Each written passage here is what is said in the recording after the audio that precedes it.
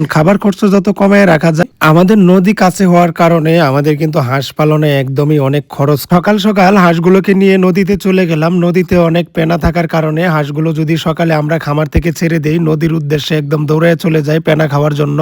আমি এখন চলে আসলাম বাড়িতে, আর আমাদের হাঁসগুলোকে এক বেলাই হচ্ছে আমরা কুড়া খাইতে দেই। এই কুড়াটাই মিশাই দিতেছি, যে দেখবেন এতগুলো হাঁস আর হালকা কুড়া আমরা মিশাই হাঁসগুলোকে খাইতে দেই। কুড়া নেওয়া শেষ, আমি এখন চলে যাব আমাদের খামারে। আর আমাদের খামারটা হচ্ছে বাড়ির পিছন সাইডেই, ওইখানেই আমাদের হাঁস মুরগিগুলো থাকে। আর আমি চলে আসছি এখন খামারের ভিতরে। এইগুলোকে হালকা নেট দিয়ে বেড়া দিয়ে রাখি, আর এইগুলোই হচ্ছে আমাদের হাঁস। শুরুতে যে দেখছেন মানে নদীর মাঝে নিয়ে গেছি, এইগুলোই তো। কুড়া কিন্তু আমাদের গুলায় দিতে হয় না, এই উপর দিয়ে পানি দিলেই ওরা ওইরকম সুন্দর করে খায় নেয়। আমাদের নদী কাছে হওয়ার কারণে আমাদের কিন্তু হাঁস পালনে একদমই অনেক খরচ কম। এটা আপনারা দেখলেই বুঝতে পারবেন যে হাঁসেরে আমরা এক বেলায় অল্প কয়টা কুড়া দিছি এইগুলোই।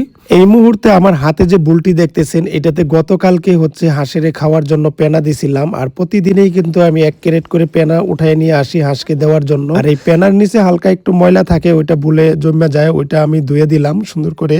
আমার সামনে যে ক্যারেটটা দেখতেছেন, এইখানে 1 ক্যারেট পেনা আমি নিয়ে আসছিলাম। আর ওরা নদীতে উইটা আইসাই মানে ক্যারেটের অর্ধেক পেনা কিন্তু ওরা খাইয়ে নিছে, দেখেন ছড়াইয়া ছিটাই নিছে, ফালাইয়া রাখছে।